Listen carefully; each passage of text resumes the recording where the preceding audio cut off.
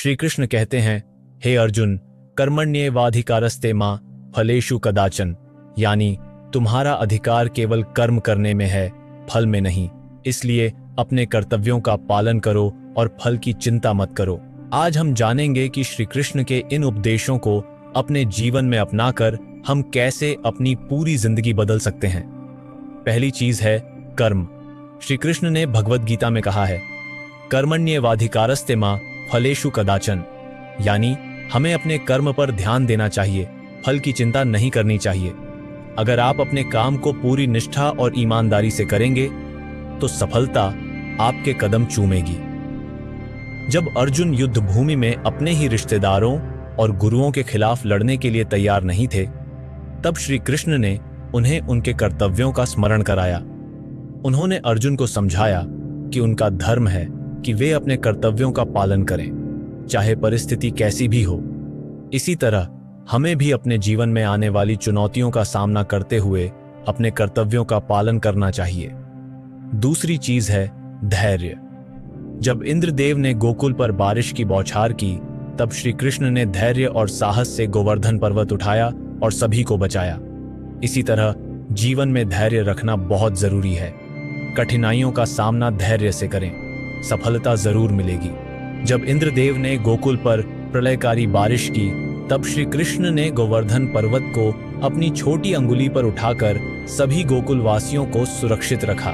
यह घटना हमें सिखाती है कि धैर्य और साहस से हम किसी भी विपत्ति का सामना कर सकते हैं। तीसरी चीज है ज्ञान। श्री कृष्ण ने अर्जुन को गीता का ज्ञान दिया, जिससे अर्जुन ने अपने कर्तव्यों को समझा और युद्ध में विजय प्राप्त की।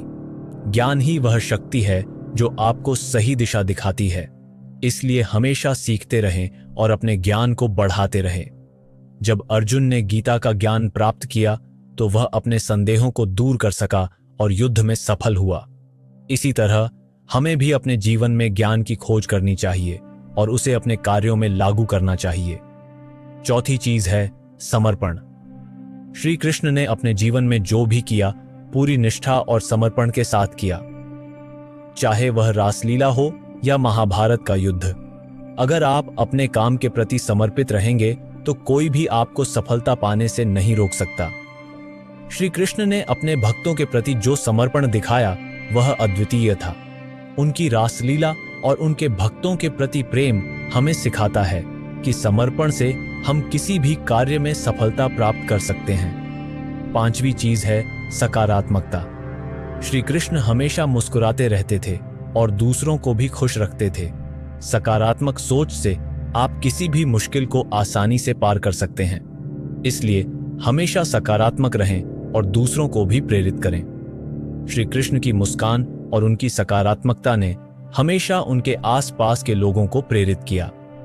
चाहे कितनी भी कठिन परिस्थिति हो, उन्होंने हमेशा सकारात्मकता बनाए रखी और दूसरों को भी प्रेरित किया। छठी और सबसे महत्वपूर्ण चीज है आत्मविश्वास। श्री कृष्ण ने हमेशा आत्मविश्वास के साथ अपने कार्य किए।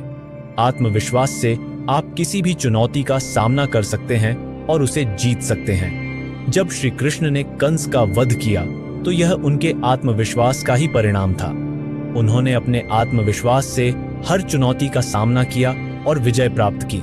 श्री कृष्ण कहते हैं, मन के बहकावे में ना आ, मन राह भुलावे, भ्रम में डाले, तो इस मन का दास ना बन, इस मन को अपना दास बना ले। यानी हमें अपने मन को नियंत्रित करना चाहिए, न कि उसके बहकावे में आना चाहिए। जब श्री कृष्ण ने अपने मन को नियंत्रित किया तो वे हर परिस्थिति में स्थिर और शांत रहे। चाहे कितनी भी कठिन परिस्थिति हो, उन्होंने अपने मन को अपने नियंत्रण में रखा और सही निर्णय लिए। इसी तरह हमें भी अपने मन को नियंत्रित करना चाहिए और उसे अपने कार्यों में लगाना चाहिए। अब हम एक कहानी सुनते हैं श्री कृष्ण और उनके मित्र सुदामा की। सुदामा बहुत गरीब थे, लेकिन उन्होंने कभी अपने आत्मसम्मान को नहीं छोड़ा। जब वे श्री कृष्ण से मिलने गए तो कृष्ण ने उन्हें सम्मान और प्रेम दिया और उनकी गरीबी को दूर किया। इस कहानी से हमें यह सीख मिलती है कि सच्ची मित्रता और आत्मसम्मान से हम किसी भी मुश्किल को पार कर सकते हैं। तो दोस्तों, ये थीं वो 7 चीजें जो अगर आप अपने जीवन में अपनाते हैं तो आपकी पूरी जिंदगी बदल जाएगी। भगवान श्री कृष्ण के जीवन से हमें ये महत्वपूर्ण सीख मिलती है। अगर आपको यह वीडियो पसंद आया हो तो इसे लाइक और शेयर जरूर करें और हमारे चैनल को सब्सक्राइब करना न भूलें। धन्यवाद।